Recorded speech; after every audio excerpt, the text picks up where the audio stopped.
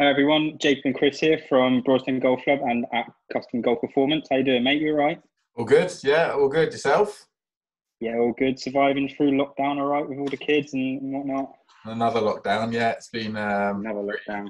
pretty crazy. Another pretty crazy start to the year, isn't it? Yeah. Yeah, but yeah, all good. Yeah, all good. We've I been. hear you're on the fitness train. There is a rumor going around. I've downloaded an app called Strava. And you've been telling me about all the miles you've been running. Promising. I mean, I've kind of surprised myself actually. To be fair, I've been out for runs. I've sort of said this year would be a real, this lockdown would be a good opportunity, because the last couple of lockdowns I've kind of looked back and thought, if only if I could have done that, or if I could have started doing that or getting a bit fitter and stuff. So easy to do. Yeah. Whereas this one, I kind of thought, right, okay, I'm gonna start and see how I get on, and I did a starting run, which was like, New Year's, new me sort of thing. Like I was wheezing, tired, like I was really struggled with it. But then, it's kind of each day I've been going out, I've been getting sort of a quarter of a mile or half a mile an hour further down the line, and I've been doing a bit of Joe Wicks with the kids as well. So yeah. All good. Nice one. I'd love to be in a car driving past you as you're running, mate. Oh, man. I'd love to see your face. Yeah, it's pretty. Yeah, I can't talk for like 10 minutes after I come home. After. Yeah, I was coming. Yeah, my wife's obviously, she's in as well, so she sort of gives me a few concerned looks as I'm like coming up the driveway like that. So, but no, it's been good. Other than that, just trying to each day as it comes sort of thing, really, just trying to one day at a time. That's it, yeah. Stuff. So yeah. It's been a little while since we did one of these. Wow. Since probably like middle of the other lockdown, the first one. Yeah. So we're sorry. Well, I said we've had a whole other lockdown in between them, so we're obviously due one. But it's good to. Hopefully, this is the last one. Yeah, well, yeah, last lockdown, fingers crossed. But yeah, we certainly try and do a sort of a more regular update with them, won't we? So yeah, I think last time we kind of saw it as a bit of a way to kind of pass some time, whereas this time I feel like if we can get more involved and kind of do it more regularly, then it can carry on even past all the way through the lockdowns, and hopefully just kind of give the guys something, give the guys at home something to do, on an evening, even throughout the summer, throughout the next winter, and whatever. We'll see what happens, really. Sure. Yeah.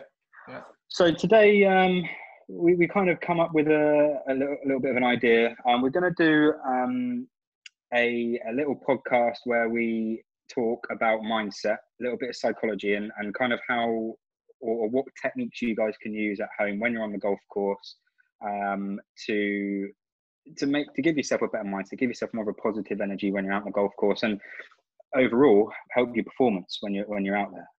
You've seen it so many times, guys you might play against when you're playing 18 holes on a medal or something like that.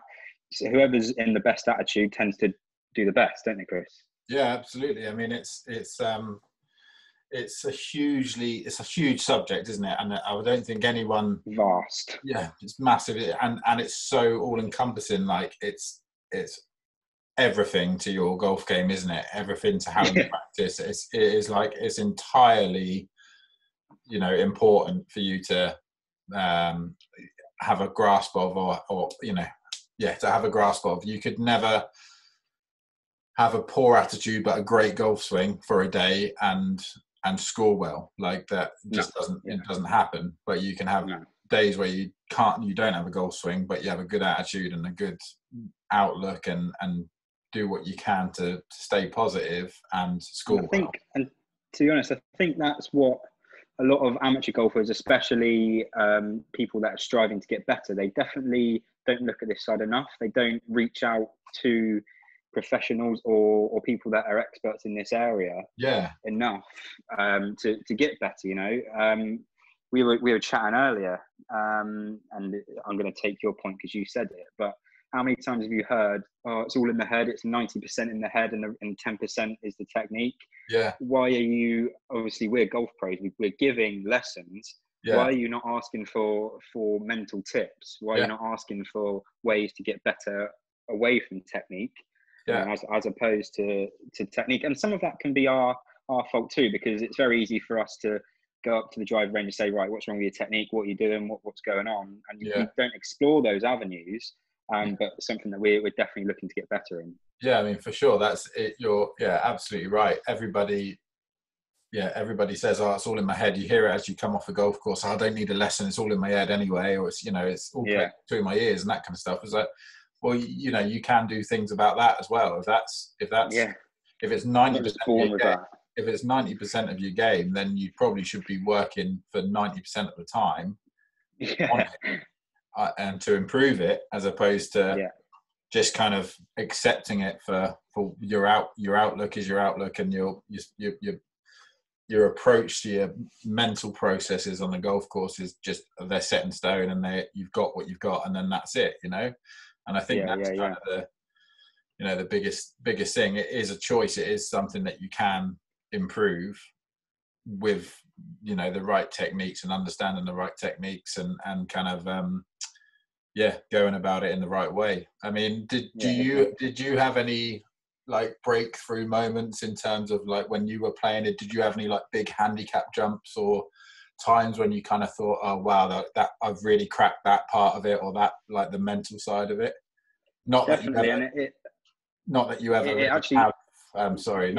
Really have like a full grasp on it. You're like, right, my mental game's perfect now. I never have to do anything again. But any times that spring to mind? And this is the thing. It's never going to be a instantaneous change. It's going to be something that you notice changes over a matter of weeks, months, seasons. It's not going to be something that's so instantaneous, like changing a club face at the top of your backswing, or I don't know, your putting stroke. It's definitely something that you have to persevere with. Keep trying it out. If it doesn't work, try something else. But for me personally, over the course of 2 or 3 seasons, I got much better. From my first year of turning pro, I used to get very down on myself. The standard thing. You're coming out your junior golf, you want everything to be perfect. Kind of second and third year, I did start to see a very improved mindset on the golf course. If I have a bad hole, I'd then regroup, start again, and kind of finish it off in some good ways. And last year, for example, I played in a tour event at Stoneham. Andy Sullivan played, name drop. I was playing very average. I hit some really poor shots. Andy Sullivan won, didn't he? Yeah. Andy Sullivan won it. Yeah, I think I was a few shots behind him. Yeah. But anyway, I had a fairly average round, some really poor shots in there, but it didn't affect me as much as it would have a couple of years back. I was going up the last, I think I was 1 over par.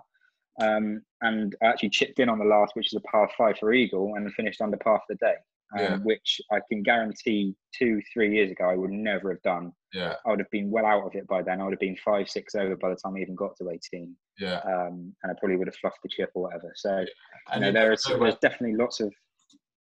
Yeah, I mean, you never know when something like that's going to turn something round, isn't it? Like exactly. Yeah.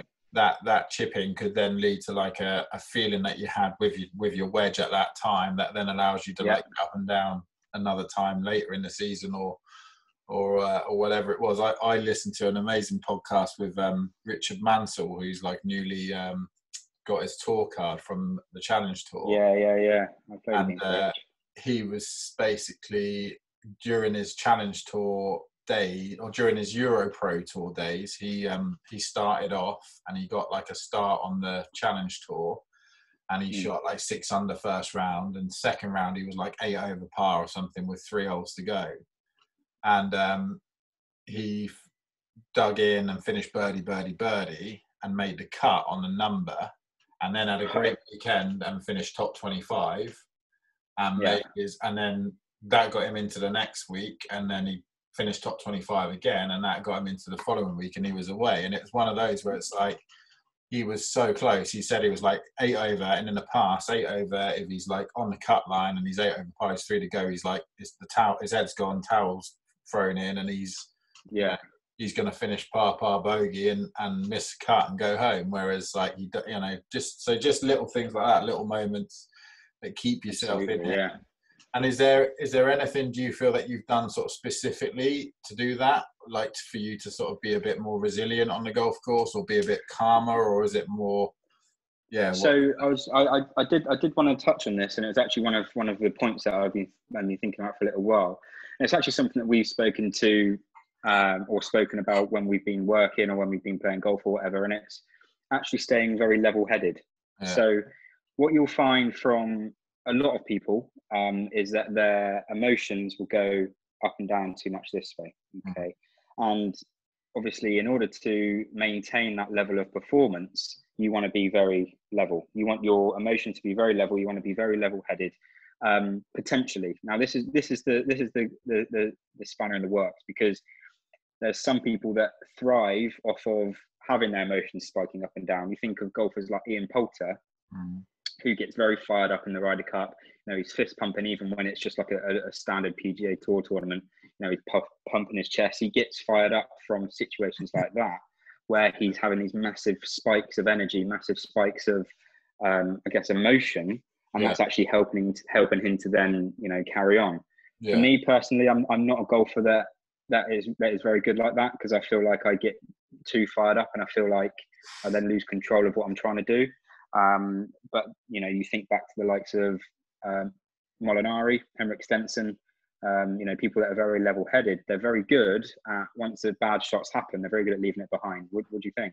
Yeah, I mean, I definitely. I think on your point regarding like Poulter and Tiger, you look at like guys like that who are like super emotive with like the body language and stuff, with what they're doing. That's just a character thing, isn't it? Like their character's coming out and they can't stop it coming out, so they kind of let it go.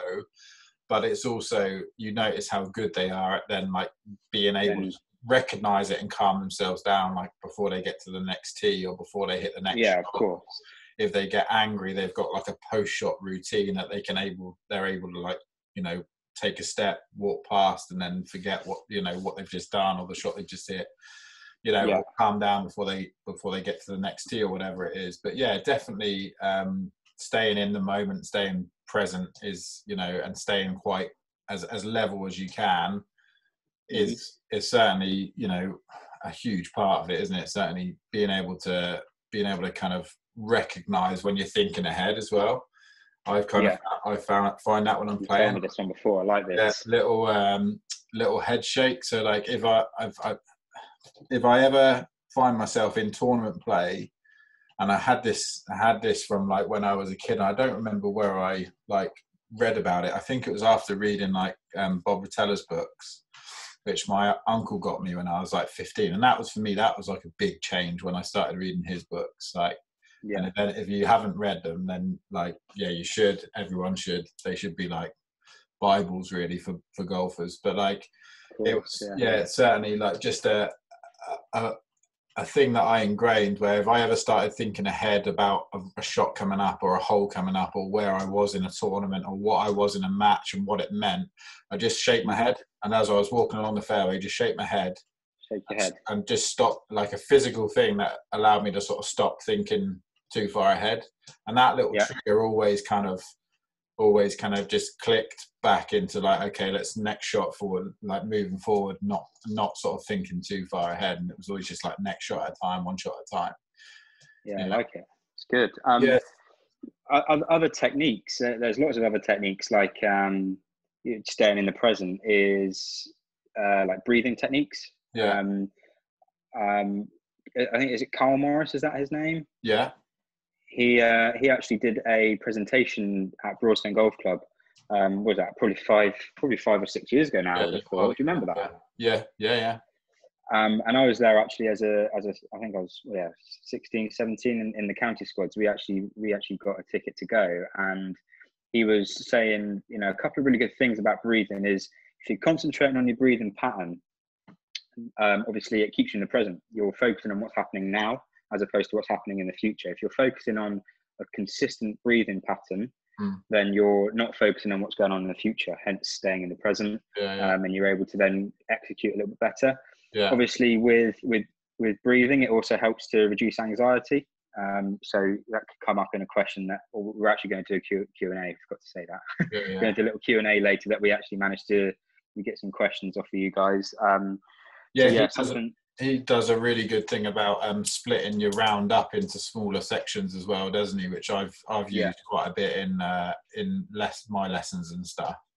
To try and keep you a bit more level, keep the kind of round, going.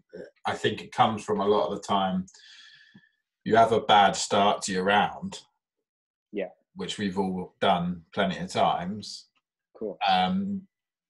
It always feels like you have to wait until 10 for you to start again. I mean, how many times you had a bad third hole or fourth hole, and you played terrible for the front 9. You get, you get through the 9th, you get to the 10th tee, and you can turn your scorecard over and go, right, okay, nice fresh start. Let's start again. You have a much better back 9, and it's because you mentally go, right, okay, I can start again now because I'm on a fresh 9. So he does a split into sections of 3 holes. Yeah. So you set yourself a little challenge of 3 holes. If you lose a couple or you make a couple of bogeys or whatever, you have a couple of bad holes, you can just go, okay, my next 3 is going to be better, and you'll if you can kind of split them up a little bit more, split your round up, it's easier in sort of bite-sized chunks rather than looking at one big plate sort of thing. So that restart then comes a lot quicker, doesn't it? That restart button comes quicker. Yeah, and ultimately your aim is to try and get yourself to be able to restart over every shot. If you could do that for every round of golf, just literally treat every single shot as its own thing and not think about what's happened before or after. I mean, that you could master your game, couldn't you, if you could do that? I think most people would probably be able to shoot a lot better scores if they could do that. Yeah, absolutely, definitely. Yeah. It's cool. Definitely. So let's touch on how to manage expectations when you're out on the golf course. So, we in the pro shop, we hear a lot of the time people saying, "Oh, I should be doing so much better than that." I was hitting it really good on the range today, and I've just gone out and shot miles over my handicap. Have you got any techniques, Chris, where you can manage those expectations and go onto the golf course with a fresh mind, as opposed to trying to achieve a target as an expectation? I think it kind of comes down to your expectations and what you can control. You're only really going to get expectations when you're thinking about what score you want to shoot. Exactly.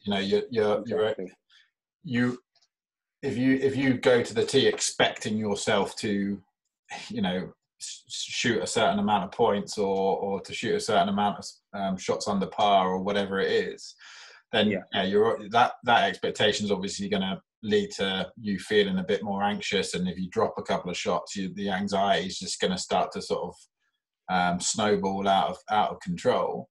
I think setting yourself some targets that aren't to do with score is a really good sort of challenge for you to be able to do. Take to the tee. When you go to the tee, what are your aims really should be to try and enjoy a round of golf. Yeah, absolutely. Commit to every shot that you hit. Mm-hmm. And I would say the biggest one, which we'll touch on later, is making sure that you do your pre-shot routine as best as you can. Yeah. I think anytime that you can focus on what you can control, whether that be breathing techniques, whether that be body language, which we'll go on to speak to in a second, whether that be your pre-shot routine and executing that to the best of your ability, then it takes your mind off the external factors and you're focusing purely on what you can do, and the rest of it take care of itself. We've seen that so many times, and golfers in the past, before there was such thing as a pre-shot routine, they did it without thinking about it, and that's the whole thing. They did all this stuff naturally, and that's why they were so good. But we just got a name for it now, which is why everyone likes to speak about it. That's all. I think there's clips of Tiger in 2000 and 2016 or 18, whenever it was, 20 years apart, and timing his routine, and it is literally to the split second that he takes the club away after he's walked into the shot. And ultimately, again, what that then does is it kind of takes away that, if your goal at the start of the round is to commit to every shot and follow your pre-shot routine, you can then come off the golf course having done that and be happy with the fact that whatever you've shot, you've done what you can do to control, the scores that you've shot. And it really helps to split the shots up. You just go into your routine and, you follow it. And if you find it, the really important thing to do, you see tour pros do it all the time because they're the most disciplined at doing it, is if they break that routine and they'll step away and start again. Yeah. How many times have you stood over a shot and gone, something doesn't feel right here? My grip doesn't feel right.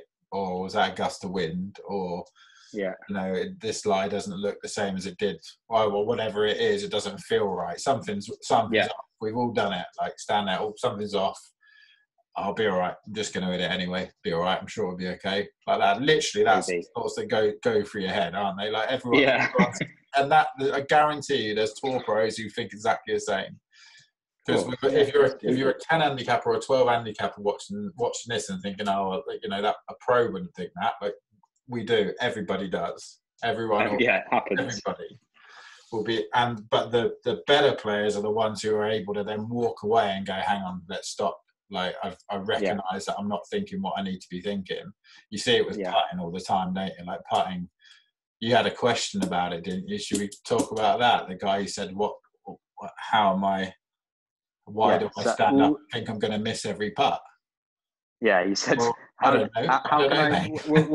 We'll go through it a little bit later, but basically the question was, how can I tell myself I'm going to hold the putt? Every time I stand up to the putt, I tell myself I'm going to miss.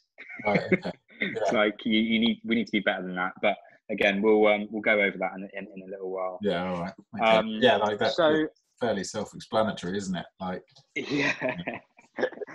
how do I not touch this fire every time I touch this fire? I burn my hand. Just stop touching the fire. Exactly. Yeah. Stop. Exactly. It's different. Obviously, it's not as easy just going, stop telling myself I'm going to miss. Stop telling myself I'm going to miss. But you tell yourself you do what you can do to control, or what you can control. You can't really control whether it goes in or whether it misses. Golf is a game of such small margins that the human body, however clever it is, cannot do it every time. And there's stuff like, like grass gets in the way, you get rubbish bounces, you get sand in between your club face. And there's a massive correlation between thinking well and making shots. But it's not going to happen every single time. You're not going to think really well and hole every single putt. You're not. You've got a great attitude. Attitude won't just hold every 10-footer that you look at. No. But you can pretty much guarantee that a bad attitude will always miss that 10-footer. Of course, yeah. So why would you not have a good attitude? Yeah, but it's that's the sort of the difference, isn't it? Is that it's not that good thinking and thinking your way around a golf course is going to guarantee that you hit every shot really, really well. But thinking poorly is going to guarantee that you're going to hit you're not going to think poorly and then accidentally hit loads of good shots. No, yeah. So, I mean, it's cracking. Yeah, that's good. Let's touch on body language and how body language can affect your round, how it can portray not just to others but to yourself that you're in a good state of mind or in a better state of mind than what you actually are. Again, I first heard this from Carl Morris at the thing that he did at Broadstone. Obviously it's thought of within not just in sport but in all psychology across all walks of life. If you're walking around hunched, head down, eyes down, then you're generally going to start thinking the same way as what your body is acting. You're going to start feeling down. You're going to start feeling negative. Which it's why it's important that when you're on the golf course, a really good technique is, and again, Carl Morris said this one, is always try and look above the flag. Always try and keep your head above the flag wherever you are on the golf course. And then that lifts your shoulders. It gets you nice and tall, and it kind of just breeds a really good aura about what you're trying to do. Again, then subconsciously in your brain, you're then very positive. You're in a very positive state of mind. Again, the more positive you are, that breeds really good performance. Yeah, and again, it's such a simple, easy thing that you can do. Yeah. That you probably don't do already. You know, and yeah. you can choose to do that for a round. It's not like it's something that you have to practice, or you probably have to practice consistently doing it, and you probably need to remind yourself to do it. But like, you know, think about your football team, your favourite football team. I support Southampton, and if one of our midfielders is having a bad day, you can easily see them getting down on themselves. You know, the body language changes, they go more internal, they don't want to get the ball as much, whereas like a confident player is going to look for the ball, and you can tell from a mile off, and you can tell, you know, you shouldn't be able to, but you can tell from a mile, watching people come down the 18th in the midweek medal or the Saturday medal or whatever, you can always see when someone's on a bit of a better good score one. or a worse score, you know. And of course, if you could challenge yourself to try not to make it visible, you know, how you're feeling, then, you know, ultimately it's going to tie in with your confidence and consistency in how you perform, isn't it, really? If you do that every time. And also think of match play as well. Think, you know, if you're a couple down in a match, all of a sudden your playing partner sees your head down, shoulders slunched, you know, and slouched. He's going to think, yes, I've got him here. There's no way back for him. Look at the opposite of it would be the really annoying guy to play who's really cheerful and really How annoying is that guy to play? Like, you know, even when they're playing badly. Yeah, just if you've got that kind of set, you know, you're showing how confident you are with your body language like that. So frustrating. So frustrating. I used to partner a lad that I played with it in Hampshire who was just like that. Oh, really, really, for the opponent, really annoying, because he was just the way he kind of carried himself and the way he kind of walked and that kind of stuff. Like, it was just, he was too upbeat. But for him, obviously, for us, it was cracking. Of course, Think about when we had in the summer, where we had that tour player come and play Broadstone with Georgia Hall. Yeah, wasn't Harry? Yeah, Harry Ellis is his name. Harry Ellis. And presumably he's probably not going to watch this, so I'm he sure probably is. We're pretty worldwide now. I'd say he's probably tuned in. Yeah, but yeah, like remember when he walked past the putting green, and it's a silly thing to remember, but like we both sort of said, like, he just holds himself like he's really well. He holds himself like he's tour pro. Yeah. You could just tell how he was walking, and even if you didn't know he was a real good player, you'd be like, man, he's that guy looks really good, and it's that kind of thing. You know, I think, and it all comes down to the sort of confidence, doesn't it? Like, where, you know, that's part of where your confidence comes from, you know. And it is, and again, the thing is, it is something that can be practiced to be held on to. You can choose to be a confident golfer. Yeah, and it's one of those cycles, isn't it, where it's like the easy argument against that is kind of, well, I need to shoot good scores to be confident. And if I shoot a good score, or if I close out a round, if I finish a round, you know, as opposed to losing a few shots on the last few holes or whatever, until then I can't be confident. But you're never going to get there until you're confident that you're going to go and do it. So that choice of like, okay, I'm going to at least play these holes with the confidence that I had on the front nine, on the back nine, you know, it is a choice, but it is something that can be practiced. And it is also something that you have to wait for it to happen with that confidence. That's a Tom Watson quote, where he says you have to learn to wait, but you have to learn to wait with confidence. So it's like if scores aren't going your way, or if you're not playing well, you're not hitting it well, or, you know, you start your round poorly, or you have a 4-day tournament where you're 3 over par through 9 or whatever on your first round, you've got to wait with that confidence that it will turn. and it will start to swing round. Seasons can be the same, can't it? You have a poor run of results at the start of the season, but you've got to be able to wait with the confidence that it will start to happen. So just before we move on, a really good example within golf was Rory Mcelroy. He obviously came on tour. He's a little bit chubby, wasn't in physical peak shape. One of the main things that he worked on with his physios and his gym instructors was his posture and making sure he got his shoulders back and his chest out. 2-3 years later down the line, he's won however majors he's won and how many tournaments he's won. And you can't say that because he's got good posture he's winning PGA Tour events, because that's not the way it is. But it's all in aid to help him maintain that positive attitude on the golf course. And I mean, you if you ever listen to a press conference with any of the top players, really, they never talk about, or rarely talk about, golf swing. Like Rory will never come off and go, I'm just doing this at the top of my backswing, and do it. He'll always talk. He'll always talk about like attitude, or something's not right, something doesn't feel right, or so. He'll always talk about that before he talks about like whatever his positional stuff that he's working on with the golf swing. He's not changing swings, is he? But it's huge, isn't it? Again, the controllable thing, body language, confidence, they're things you can choose to improve.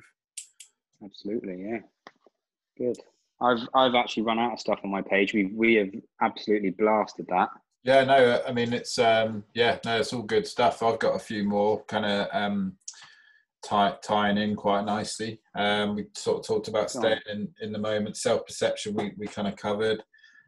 Generally sort of we talked about kind of becoming what we think of ourselves generally, how you perceive yourself as a golfer. You can just touch on that a little bit more, Chris. So self-perception, how do you view yourself as a golfer? How do you view your putting?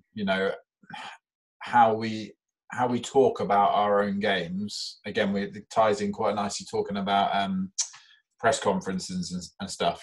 There's a clip of Tiger throughout all of his press conferences when he was struggling with his game, saying, I'm really close. Like, my game's really close. I'm getting there. My swing's getting there. I'm feeling stronger. It's never, oh God, I'm just shot 78. Like I'm terrible. It's always like, his perception of himself is obviously the most important thing. How many times do you get the guy who's like, I'm a terrible putter. I'm an awful putter. I can't putt. Or I can't hit a chip shot. Can't hit a wedge shot. Like, you give a lesson for someone who's, on the putting green, and they're like, I just can't hole out from 4 foot. I mean, until you start to, no matter what you do or what we do, and again, like you said earlier, we might be guilty about just going through the motions a little bit with a lesson where you go, okay, let's look at your stroke. And you're like, okay, until you start telling yourself you're not a terrible putter and you can putt and, or you can hit a wedge shot or you can chip, you're never going to be able to make a change anyway. It's that important. That's sort of generally golfers and people tend to become what they think of themselves is the overriding thing. Absolutely. If you think of yourself as a 20 handicapper, you're probably going to be a 20 handicapper forever. But if you're the 20 handicapper or the 18 handicapper who knows they're better and has that sort of belief and can honestly believes it themselves, then that's it's massive, isn't it? So that was good. That kind of tight again. These are all interlinked, aren't they? Quite a lot, because it's all they all touch on each other's kind of the areas. But one thing I had written down was memory and how we remember and our biases towards. We've spoken about this before, me and you, about how important it is to remember the good stuff.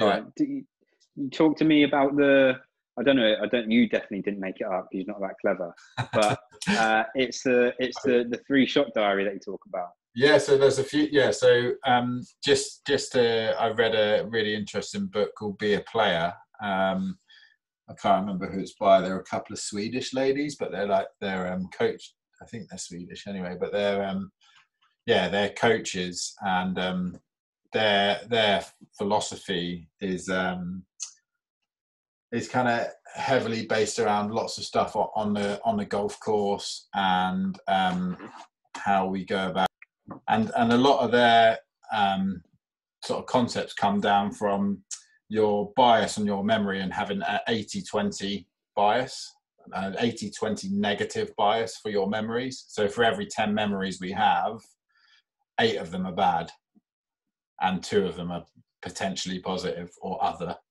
So and that's like, that's kind of what you say. It's a safety thing, isn't it? Or it's a precautionary kind of thing where you're, or don't touch that, it's going to sting you, or whatever, that you're going to remember that, or don't,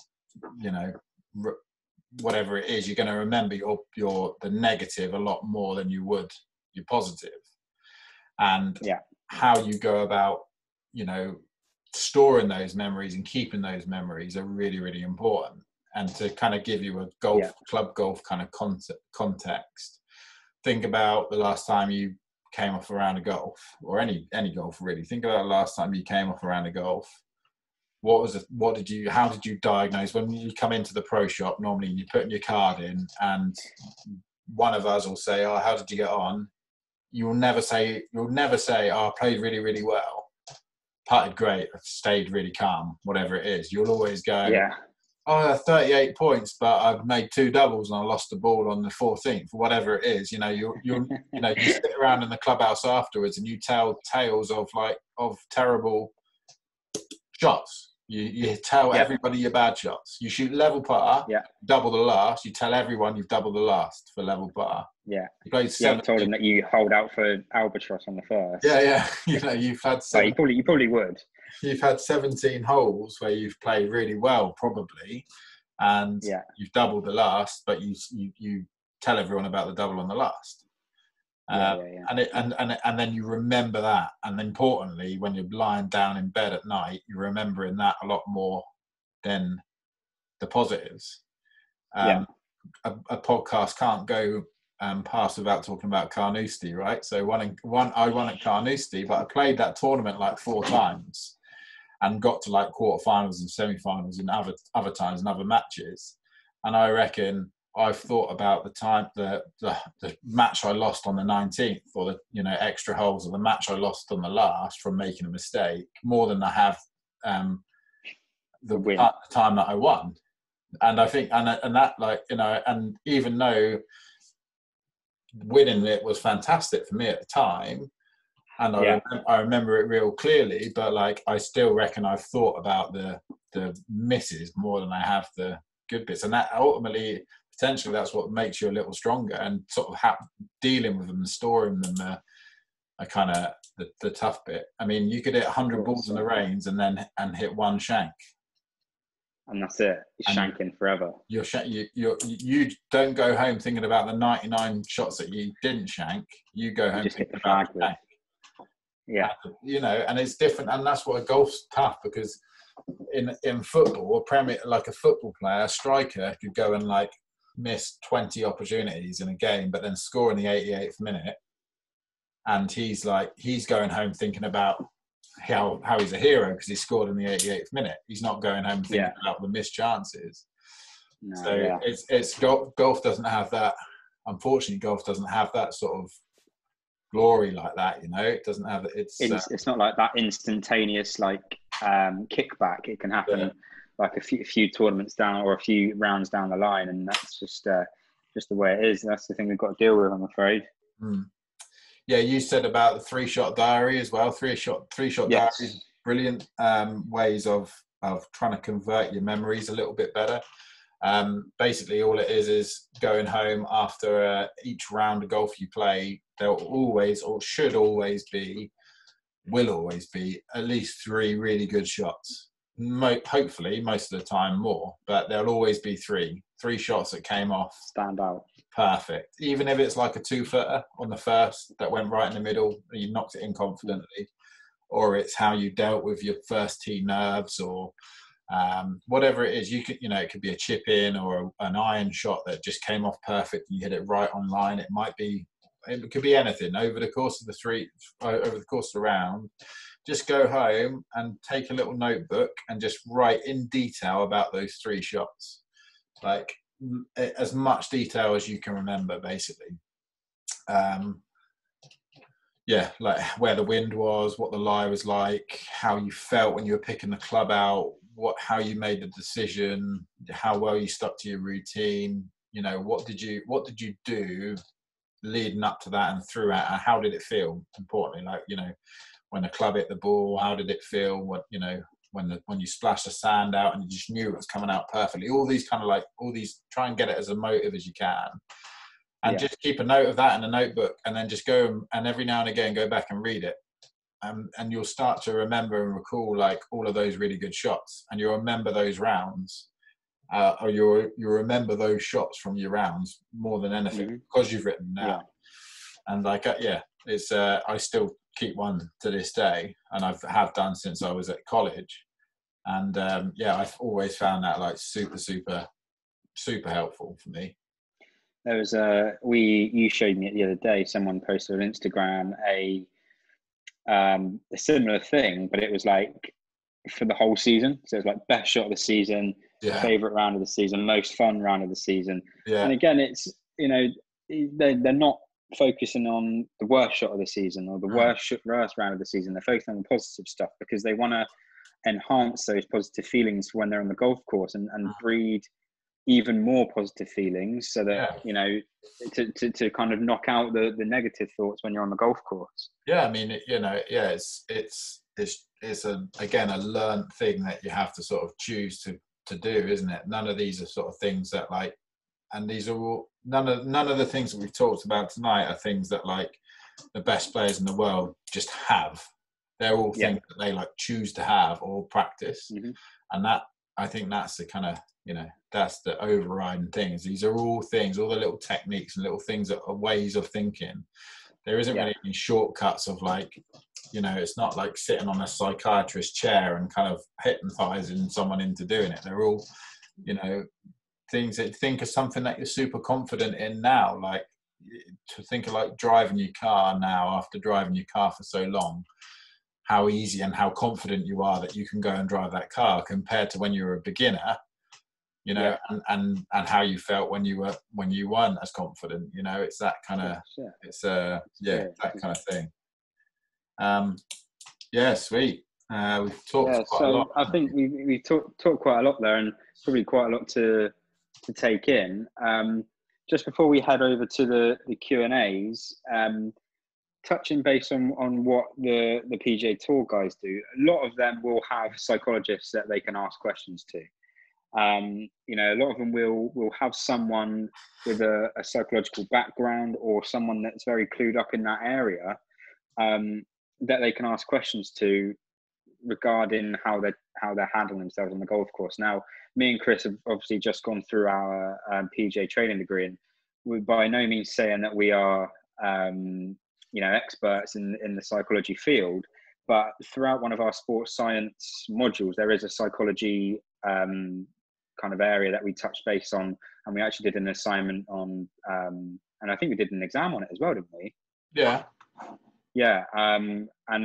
So we've got a more than basic understanding of psychology. So if at any point you do need any of us or me or Chris to have a little look at how you're handling yourself on the golf course, maybe getting out on the golf course and touching base on some of these things, and give us a call or come and see us in the shop when we're open, and we'll definitely get that sorted.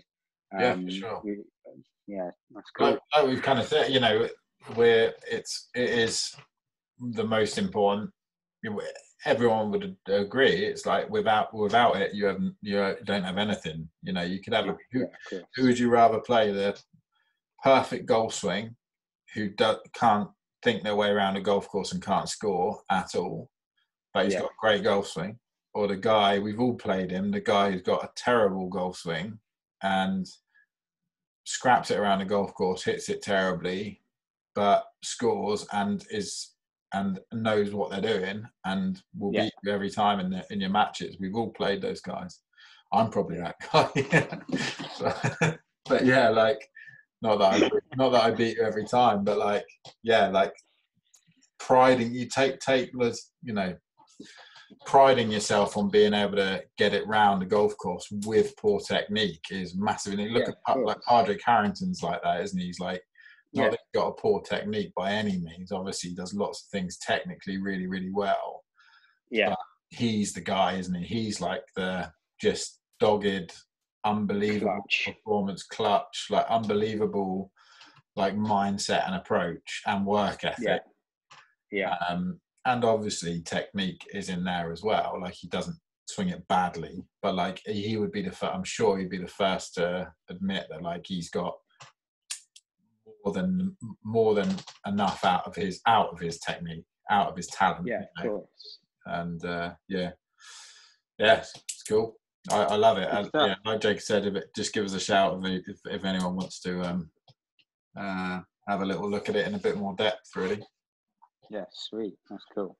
Should we go on to some questions now from the viewers? Yeah, we'll do it. This is a lot of time out of my Netflix watching. Sitting around doing nothing. Yeah. I'm joking. No, obviously we really enjoy these. So I don't just sit around watching Netflix all day. All evening, though. We're allowed to in the evening. It's all right. I'm just about to go out for a run in a minute, so another one. Second run. I'm going to pop Joe Wicks on the TV and have a little. Right. First question. Yes. Again, I touched base on this a little bit earlier. Pretty self-explanatory, this one, and he almost answered the question for himself. How can I tell myself to hold more putts? I always tell myself I'm going to miss. Yeah. Michael, you literally said it yourself, mate. Tell yourself you're going to hold more putts, and I guarantee you will hold more putts. Yeah. Visualize yourself holding more putts, and also control what you can control. So make sure you're going through your pre-shot routine. You're doing everything that I'm telling you to do in regards to technique, getting everything set. Once you're in that position, you know that you can't do anything more in order to get that golf ball in the hole. And you can still be happy with the result, even if it doesn't go in. You can tell yourself, categorically, yes, I did everything there that I'm supposed to do. Yeah. And that's all you really can do. Again, it's another Bob Rotella, but give up the control to gain the control. Yeah. So take away the sort of the success of the putt being whether it goes in or not. Yeah. The success of the putt is whether you followed your routine, whether you feel that you're aiming well and you feel you've delivered that putter back to where you had it at address. Mm-hmm. And if it goes in, it goes in. If it doesn't, fine. But you're not going to do something different the next time. You just can continue to do that on 18 greens. Yeah. For a week, for 2 rounds, 3 rounds. And if your putting hasn't dramatically improved, I would be amazed. Just experiment with it. Or next time you go out for 9 holes, if you go out and drop a couple of balls on the green, and for 3, let's say you're going to hit 6 putts, 3 of them you're going to think as technically as you can. You're going to think, and I'm going to miss. And then the other 3, you're just going to forget about that type of association, and you're just going to let a putt go, or you're just going to follow a routine and not look at where the putting's going. There'll be obviously a huge correlation between the ones that you're thinking more positively on or less about, and how you're thinking about it that way, for sure. Yeah, absolutely. Yeah, agreed. That's a good one, actually. Definitely test it. Definitely just go out and test it and see for yourself. Don't take our word for it. Go and see for yourself how much of an effect it has. And if it doesn't happen in the first round, don't quit and give up on it. If it doesn't happen in the first 5, 6, 7, 8 rounds, don't quit and give up on it. Yeah. You'll start to see the correlation across a season. You'll start to see that. Do the same thing that we talked with, like body language and stuff as well. Go out and play when you're playing on. You don't have to tell anyone you're doing it. If you're playing in a group, go out and play the first 3 holes where you're going to say, right, all I'm going to do is I'm going to think about my upbeat body language. Yeah. Stand tall, stand taller, stay positive, look a bit taller, keep my eye level up. And then the next 3 holes after that, I'm going to do the opposite. I'm going to be real introvert, bag on the shoulders, slump down, look down. See which one you feel different about. You know, that's a good one though. Hopefully that helps with your pattern though, Mike. I'm conscious of time. Yeah. So I'm gonna skip to some questions because I did get quite a few questions. I'm gonna skip to some questions that I think will benefit everyone, not just the person that's asked it. This is for Ian Broom, friend of the shop, very good player at Broadstone. All right, dude. He asked a couple of questions. Social media star, YouTube golfer, YouTube sensation. He said, I'm on a good score coming down the last, and I tend to bottle it, or I tend to let the score go. And we've seen it happen quite a lot of times with Ian. I'm afraid to say, where he'll come in and say, I shot 72, but I doubled 17 and 18 or whatever. Yeah.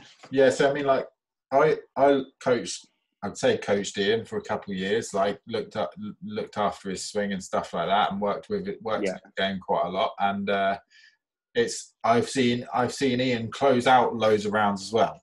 I've seen him like he's off 2 or 1 or whatever he's off now, and he's come down from like 10. So he's closed out loads of rounds and he's won loads of matches. So again, it's a memory thing. You know, I asked him to keep a 3-shot diary. Prove if he's still got one, I would love to see it. You know, it's those things, how you remember the rounds that you've closed out more than the ones that you've ruined. And unfortunately, you are going to mess up rounds of golf more than you probably close out rounds of golf. So again, it's a mixture of that sort of, you know, perception of you being a choker, if you want to call yourself a choker, or you being positive and a closer, you know, and how you perceive yourself. He's even asking that question. I would never ask that question. So for me, because the way he's asked that question, you can look at it in 2 ways. The first way you can look at it is that why is that of great importance to him? Why is being on a good score of importance to him? For me, if you think about all the best scores you've ever had, you're not thinking about your score. Are you? You're thinking about either having a good time, having a good laugh with your mates. You know, how good your putting's feeling that day, or you know how great weather it is. I think he can come out of it. He can come 2 ways from this. He can say, I'm going to forget about score. I'm going to think completely about non-score objectives, which I think would be a great shout for him, because there's a lot of the times where we played a lot of golf with Ian, and if we're not having a social round, it's very much what score am I on? The other way is being better at recognizing when those feelings start to creep in. So whether it be he's 3 under on the front 9, or, you know, putting it into higher handicap terms, he's shot 18 points on the or 19 or 20 points on the front 9. Does he start to feel those nerves then, or does he start to feel it coming down 16, 17, 18? If he's starting to feel it early, he then needs to start thinking about his pre-shot routine. He start thinking about the stuff he can control. He can then commit to that. 9 times out of 10, if he's only committing to what he can control, then that ball's going to go where he wants it to go 90% of the time. If you start to feel those problems a little bit later on in the round, I would say he needs more of a distraction. He needs to take his focus away from the score. I think I don't know if you've ever done this. I do it quite a lot. When I'm on a good score, I did it when we played in Devon. What was that course called? Crediton, wasn't it? So I had a really good score going, and I could feel myself getting quite nervous. And all I did, I picked up a piece of grass from the ground, and I was walking along, and I was just peeling this piece of grass. I was just peeling it off layer by layer.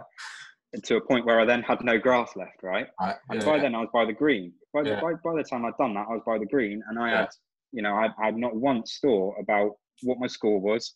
All I was doing was thinking about this grass and distracting yourself from the score. It's about... All I'm laughing at is like me and you were walking down, like shaking our heads every 10 yards. We're like shaking our heads, like you peeling grass, but like right nutters. But yeah, no, I mean, that's fantastic. Yeah, that's so true. Like the little distractions. What do caddies do? That's what caddies do when they that's all they talk about. What they do, talk about something else. Talk about football. Like take the mind off it for the player. Course, if there's a little physical trigger that you can do, if it's like something in your golf bag that you can kind of remind yourself, or like a little something physical that you can do, like picking up a bit of grass or whatever, taking your glove on and off, like Louis Oosthuizen and the red dot on his glove,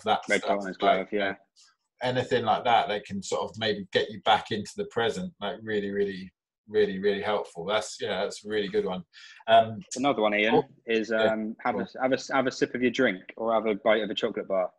Just something, again, just takes your mind off of the score. It gets you right back into the present and what's happening now. Just something to get your mind off it. And the big one there as well, and I know we're probably going on now, but the big one there is, yes, you're under pressure, but it's changing yourself from being under pressure and fearful of being under pressure, and being under pressure and loving it. Because ultimately, that's what you do it for. That's Ian. We know how much he practices. Like he's on the range all the time, and he's on the golf course all the time, and it's fantastic. Right? That if every member was like that, in every like student was like that, then you'd be laughing, wouldn't you? But absolutely. So you're practicing that much in order to put himself under that pressure. That's when he should be going, "Oh, I'm loving this. This is what I'm here for."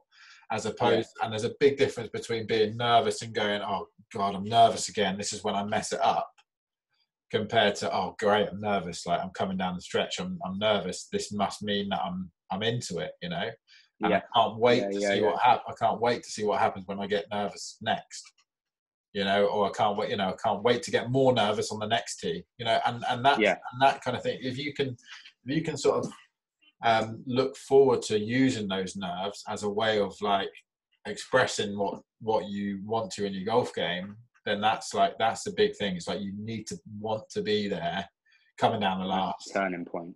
I mean, Jack Nicklaus, I think towards the end of his career always like said that he always struggled because he didn't feel nervous enough when he wasn't in contention. So like if he was battling away for a top 20 finish or whatever, he would always just lose it. He would need to be like right in amongst it in order to get the best out of his game. So it's that kind of attitude, the guys who want to be the eighth person in a match, they want to come down the last with everybody round the green, watching your match coming into the last, like especially in team stuff, like amateur team stuff, first scratch team stuff and Hardy A and all that kind of jazz. Like, you want the person at the back to want to be there, and they want to test themselves, because that's when you really find out like what you've got, isn't it? And they were always the most nerve-wracking I ever got on a golf course was in team events, definitely. And it should be. It should be. Yeah, absolutely. Use it. Right. Well, I think we'll leave it there, shall we, Chris? Pretty much, yeah. I think hopefully we've covered quite a lot of bases there, and I think any other questions I did have, I definitely think we answered throughout. So I hope that you kind of took a lot on board there, guys. One that I said that I would respond to is Ross is about your go-to concentration methods, which hopefully we've kind of covered that. But thanks for that, Ross, for getting back to us. And that was good fun. Like we again probably blasted through quite a lot there, didn't we? But that was really good, I think. Yeah, nice one. So enjoyable. Again, if any of you want to talk to me and Chris about something on the psychology side of golf, whether it be in lessons or in the shop, then we're always free to just come and ask us. Most of you are members anyway, so we see you a lot anyway. But yeah, hope some of that helps, guys. Any other suggestions on what we can look on in the next couple of videos, then please fire them over. We'll always feel free to hear your suggestions on what to talk about. But yeah, have you got anything else to say there, Chris? Yeah, just obviously everyone's locked down at the moment. Like, there's not much golf going on, so it could be a really good time to sort of set some plans out. So we can do a little Zoom call or a little online thing or a phone call, whatever. Oh yeah, shout out to Josh Courtney. He actually told me about this app called Zen Golf, I think it's called. Yeah. Which is all about psychology and giving you techniques to deal with stuff on a golf course. So have a little look at that as well. Cheers for that, Josh. That was good. Yeah, nice.